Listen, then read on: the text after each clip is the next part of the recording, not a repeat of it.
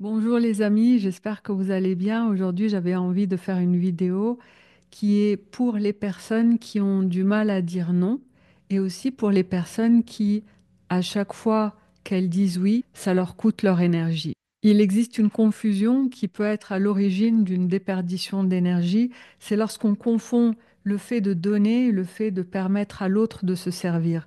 Et on va expliquer tout ça dans cette vidéo pour que vous puissiez comprendre la différence entre les deux et comment faire pour être sûr qu'on est effectivement en train de donner à l'autre. Certaines blessures sont des blessures donneuses, tandis que d'autres sont des blessures preneuses. Et il n'y a aucun jugement à ça parce qu'en fait, si on regarde au fond de nous, on a tous des blessures qui donnent et des blessures qui cherchent à recevoir ou qui désirent prendre. Plus encore, ce que j'ai observé, c'est qu'on avait toutes et tous des duos de blessures. Ça veut dire qu'il y a toujours une blessure qui cherche à recevoir ou à prendre, et une autre blessure qui donne ou permet à l'autre de se servir.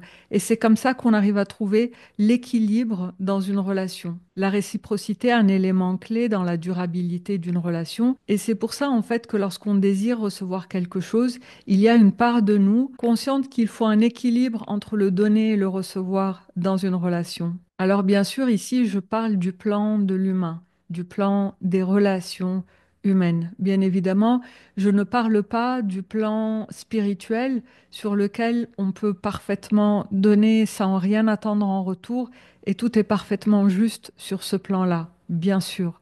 Là, je parle vraiment du plan de l'humain, c'est là où se situent les blessures de l'être, c'est là où certaines blessures aspirent à recevoir ou à prendre, tandis que d'autres vont être plutôt dans le don, dans la générosité, mais ancrées dans la blessure et qui vont en fait influencer notre comportement. Je parle des blessures de l'être sur cette chaîne depuis quelques mois maintenant et j'en parle aussi dans mon deuxième livre, Amour toxique, blessures et guérison.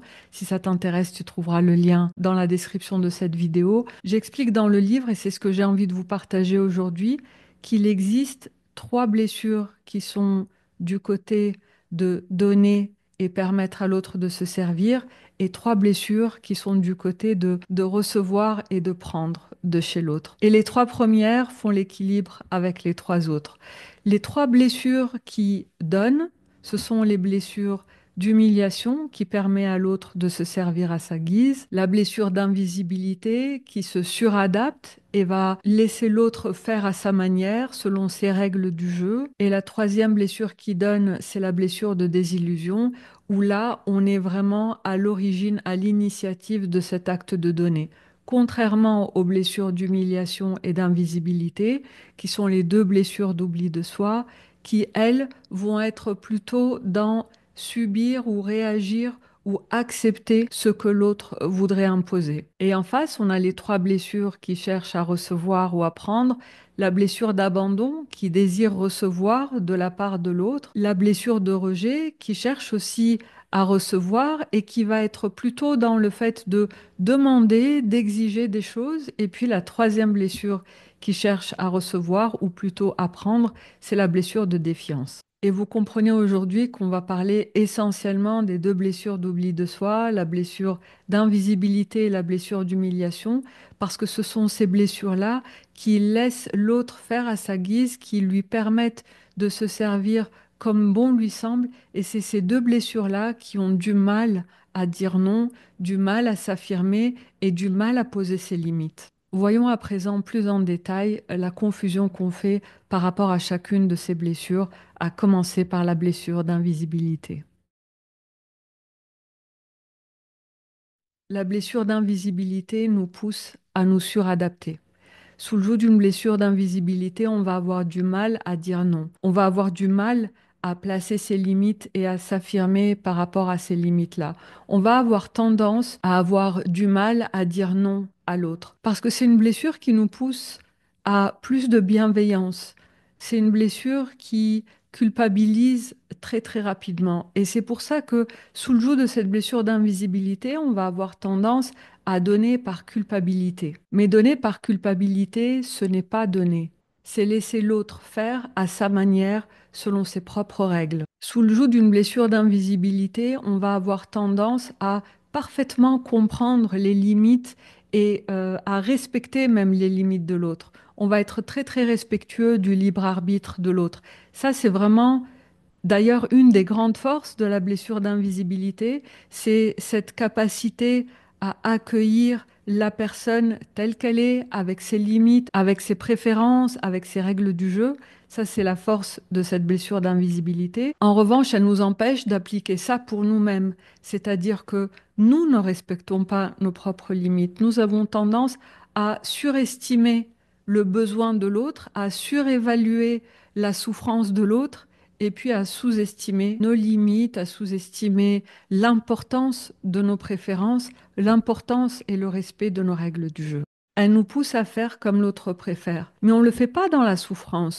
On le fait vraiment dans un sens de compréhension extraordinaire de ce dont l'autre a besoin. On le fait presque même en se disant, mais ça ne me dérange pas plus que ça, ce n'est pas si grave. Ok, c'est vrai que moi je préférais A, mais bon, B, c'est pas si mal aussi, ça a ses avantages, c'est pas si grave au fond. C'est ça le discours de notre blessure d'invisibilité. C'est ça qu'on se dit et qu'on se répète lorsqu'on est dans ces situations-là.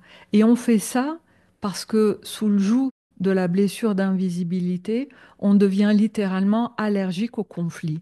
La blessure d'invisibilité déteste le conflit. Elle va donc tout faire pour éviter de contrarier l'autre, de provoquer un conflit, donc elle va avoir tendance à se suradapter pour obtenir la paix. Donner par culpabilité sous le joug de la blessure d'invisibilité, ce n'est pas donner. C'est se suradapter aux choix et aux préférences de l'autre. Pire encore, c'est anticiper les préférences de l'autre. Sous le joug de la blessure d'invisibilité, on développe une capacité à deviner les préférences de l'autre d'une manière exceptionnelle. On arrive à lire en l'autre et on arrive à anticiper ses demandes, ses préférences. Et c'est comme ça qu'on va fonctionner lorsqu'une blessure d'invisibilité est dominante chez nous. On va se suradapter en permanence. Mais tout ça, ça a un coût, le coût de notre énergie. Et à la longue, à force de se suradapter en permanence, on finit par s'oublier, se perdre et être en fin de compte littéralement épuisé. Et nous verrons dans un instant quelle est la solution, quelle est la clé de libération de cette blessure d'invisibilité. Comment apprendre à dire non d'une manière alignée et authentique sans culpabiliser. C'est ce que nous verrons dans un instant, mais pour l'heure, voyons un petit peu le mode de fonctionnement sous le joug de la blessure d'humiliation. Une blessure d'humiliation va nous pousser à nous résigner et à donner par résignation. Mais donner par résignation, ce n'est pas donner, c'est permettre à l'autre de se servir à sa guise. Sous l'effet d'une blessure d'humiliation, on peut accepter l'inacceptable. Mais on va accepter l'inacceptable, alors ce n'est ni par peur ni par risque d'une menace quelconque. Lorsqu'on accepte l'inacceptable sous l'effet de cette blessure d'humiliation, on le fait la plupart du temps par pitié pour l'autre, par peine pour l'autre. En fait, on ne supporte pas l'idée que l'autre puisse ressentir de la honte pour qui il est ou qui elle est. On ne supporte pas ça et donc on va se mettre à accepter l'inacceptable et on va même faire encore pire que ça. On va inverser l'inacceptable et l'acceptable. On va se mettre à croire que ce qui est inacceptable, c'est notre préférence et que notre préférence, ce n'est pas quelque chose qu'on désire. C'est vraiment incroyable comment cette blessure d'humiliation nous fait inverser ça. Et en fait, je vais donner un exemple pour illustrer ce que j'entends par là. Inverser l'acceptable et l'inacceptable.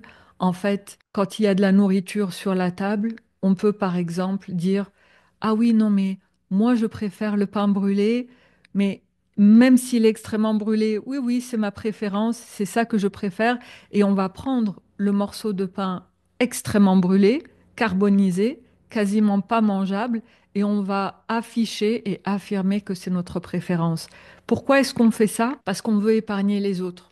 On ne veut pas qu'ils se sentent honteux d'avoir une part qui n'est pas la part la plus belle.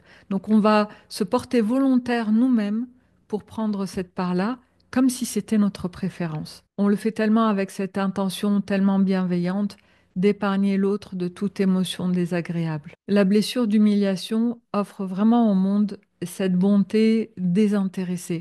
Parce que sous l'effet d'une blessure d'humiliation, quand on fait ça, on s'attend vraiment à rien en retour. On le fait juste pour épargner aux autres des émotions désagréables. Et cette bonté désintéressée, c'est l'une des plus belles lumières de la blessure d'humiliation. Donc en fait, en résumé, cette blessure d'humiliation, elle nous pousse à choisir toujours l'option la plus désavantageuse pour protéger les autres. Et on va voir dans un instant quelles sont les clés de guérison de cette blessure d'humiliation et comment est-ce qu'on peut se libérer de ces mécanismes qui vont drainer notre énergie. Parce que là encore, quand on accepte l'inacceptable, ça peut nous coûter vraiment notre énergie. Et avant de vous partager ces clés, j'aimerais vous parler la plus grande leçon que m'ont enseigné les relations toxiques que j'ai vécues. Parce que toute cette réflexion et tout ce cheminement, toute cette exploration au sujet des blessures découle de ce besoin de comprendre ce qui s'est passé dans les relations toxiques que j'ai vécues. Et quand j'ai fait cette découverte, j'ai littéralement revu tout le film et j'ai compris énormément de choses. D'abord, j'ai réussi à me comprendre moi, ce qui est déjà pas mal, parce que ça apaise quand on comprend ce qui s'est passé, ça soulage quand même l'esprit quelque part. Et aussi, quand j'ai compris ça, ça m'a permis aussi de comprendre comment j'allais ne plus fonctionner et comment j'allais procéder à la place. J'ai aussi compris cette grande différence entre donner à partir du cœur et donner à partir de la blessure. Il y a une grande différence entre générosité et sacrifice. Il y a une très grande différence entre donner et permettre à l'autre de faire à sa guise ou permettre à l'autre de se servir. Et aussi, quand on donne ou on laisse faire ou on permet à l'autre de faire à sa manière à partir de nos blessures d'oubli de soi, la plupart du temps, c'est parce qu'il y a une blessure d'insécurité qui est cachée derrière. Et c'est ça le plus grand apprentissage que m'ont enseigné ces relations toxiques. C'est que on est en train de permettre à l'autre de se servir parce qu'il y a une part de nous qui aspire à recevoir quelque chose en retour, que ce soit conscient ou inconscient. Les blessures d'insécurité, ce sont les blessures d'abandon et de rejet. Et lorsqu'on a une blessure d'oubli de soi qui est couplée avec une blessure d'insécurité, on peut par exemple donner ou permettre à l'autre de se servir ou permettre à l'autre de faire à sa guise pour ne pas être seul. Ou bien si on a une blessure de rejet active avec une blessure d'oubli de soi, on va permettre à l'autre de faire à sa guise ou le laisser se servir pour pouvoir être protégé et se sentir en sécurité. Et c'est comme ça que j'ai compris que les blessures fonctionnaient en duo, une blessure qui donne et une blessure qui reçoit. Et si on regarde les différents duos, on peut avoir par exemple une blessure d'humiliation couplée à une blessure d'abandon ou de rejet, et puis une blessure d'invisibilité couplée avec une blessure d'abandon ou de rejet aussi. Donc il y a quatre combinaisons possibles ici entre les blessures d'oubli de soi et les blessures d'insécurité qui va faire qu'on va permettre à l'autre ou le laisser faire pour pouvoir recevoir également notre part. Et c'est de ce constat-là que sont issues les clés de guérison que je vais proposer dans un instant. Allez, parlons solution. Dans Envol, mon programme de libération des blessures et de manifestation consciente, j'explique toujours exactement le même processus de libération, quelle que soit la blessure en jeu. Le processus de libération est toujours le même. La première étape, c'est d'observer ses émotions, d'observer ses réactions dans certaines situations, d'observer les déclencheurs et ce qui se produit juste après. Donc la première phase, c'est l'observation. La deuxième phase, c'est la compréhension, mais pas seulement une compréhension mentale, c'est vraiment la compréhension de ce qui se joue dans le corps, dans le cœur, au niveau émotionnel, mais également au niveau des pensées. La compréhension est particulièrement utile pour les personnes qui, comme moi, ont un mental très actif et donc on a vraiment besoin de comprendre pour pouvoir digérer quelque chose. Donc cette deuxième étape-là, c'est vraiment une étape de compréhension et d'intégration de toutes ces informations-là qu'on observe. Et puis la troisième phase, c'est ce que j'appelle l'action consciente. Parce que sous le joug d'une blessure, on réagit. Tandis que quand on agit d'une manière consciente, on va vraiment choisir l'action la plus alignée et ceci d'une manière totalement libre. En fait, se libérer, ce n'est pas se débarrasser de la blessure. Parce que le problème n'est pas la blessure. J'en parle très souvent. Chaque blessure est un choix d'âme. Chaque blessure a été choisie par l'âme pour la force qu'elle contient. Donc le problème n'a jamais été la blessure. Le problème, c'est le mécanisme qu'a installé l'ego pour nous éviter de souffrir. Donc il va venir emprisonner, encapsuler la blessure pour que personne n'y touche. Et ça, c'est le mécanisme de protection de l'ego. C'est se suradapter pour la blessure d'invisibilité. C'est accepter l'inacceptable pour la blessure d'humiliation. Ça, ce sont les mécanismes de protection de l'ego. Et donc, on a besoin de déverrouiller ça. Ça veut dire qu'au lieu de réagir par l'ego à chaque fois que la blessure se réveille, l'idée, c'est de choisir une autre alternative, une autre manière de faire qui va être plus libre et plus alignée. Et c'est comme ça qu'on va pouvoir se libérer en choisissant en conscience une autre manière de faire ou, si vous voulez, une autre ligne de vie. Et puisqu'à présent, nous savons que nous avons un duo de blessures, une blessure qui donne et une blessure qui reçoit, la première question que je vous propose, c'est est-ce que je suis en train de laisser l'autre se servir ou de laisser l'autre faire à sa manière pour, en contrepartie, recevoir quelque chose, peut-être pour sécuriser le lien ou peut-être pour faire en sorte que la personne, elle continue à nous protéger. En tous les cas, il y a un enjeu. Il y a un enjeu qu'on a besoin de conscientiser déjà pour comprendre et digérer, intégrer toutes ces informations-là. Et puis, on a besoin de choisir en conscience une manière de faire plus alignée. Et là, ça passe par traverser ses peurs de contrarier l'autre, ses peurs du conflit, traverser ses peurs de faire de la peine à l'autre, de blesser l'autre. C'est aussi d'apprendre à se choisir, à protéger son cœur, tout ça pour ne plus dépendre d'autrui, pour se sentir en sécurité. Parce que l'enjeu est toujours cette sécurité, ce besoin de sécurité. Si je n'arrive pas à satisfaire mon besoin de sécurité par moi-même, si j'ai besoin de l'autre pour me sentir en sécurité, eh bien, il y a comme un prix énergétique en contrepartie à payer. Et c'est là où, sous le joug des blessures d'oubli de soi, on va laisser faire, on va accepter l'inacceptable. Donc, toute l'idée, c'est de comprendre quel est l'enjeu, qu'est-ce qui fait que je ne me sens pas en sécurité par moi-même, qu'est-ce que j'attends de l'autre, quel est mon besoin.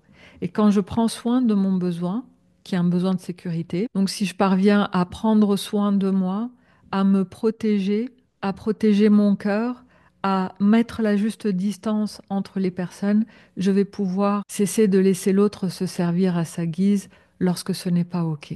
Quand on se choisit, on nous choisit. Quand on se protège, on nous protège. Quand on se respecte, on nous respecte. Et quand je dis ça, attention, je ne suis pas en train de dire que quand quelqu'un ne nous respecte pas, ça veut dire que c'est de notre faute. Non, vraiment pas du tout. Ça, c'est un court-circuit trop culpabilisant et d'ailleurs très faux. Quand je dis que quand on se respecte, on nous respecte, je suis en train de dire que quand on se respecte, plus jamais on ne laisse personne nous manquer de respect. On éloigne les personnes irrespectueuses et on ne garde proche de notre cœur que les personnes qui sont respectueuses. C'est ça que je suis en train de dire. Et on peut faire ça parce que quand on se respecte, on connaît l'expérience du respect. Et donc on peut la reconnaître chez les autres personnes. Parce que il arrive des fois, et notamment sous le joug de la blessure d'humiliation malheureusement, qu'on ne soit même pas au courant que l'autre est en train de nous manquer de respect. Comme si, en acceptant l'inacceptable, eh bien, pour nous, c'est quelque chose de banal, alors que réellement, c'est une expérience de manque de respect. Donc, quand on commence à se respecter, on va reconnaître l'expérience du respect et l'expérience du manque de respect. Donc, ce n'est pas du tout une question de on ne me respecte pas parce que je ne me respecte pas et donc c'est de ma faute. Pas du tout. Et en fait, c'est plutôt de dire maintenant que je sais ce que c'est que me respecter, plus jamais je ne laisserai personne ne pas me respecter. Et souviens-toi que quelqu'un qui nous manque de respect, ça va parler de l'autre, ça ne va pas parler de nous. Donc cessons de culpabiliser à ce sujet. Ce que dit ou fait l'autre parle de lui ou d'elle et jamais de nous.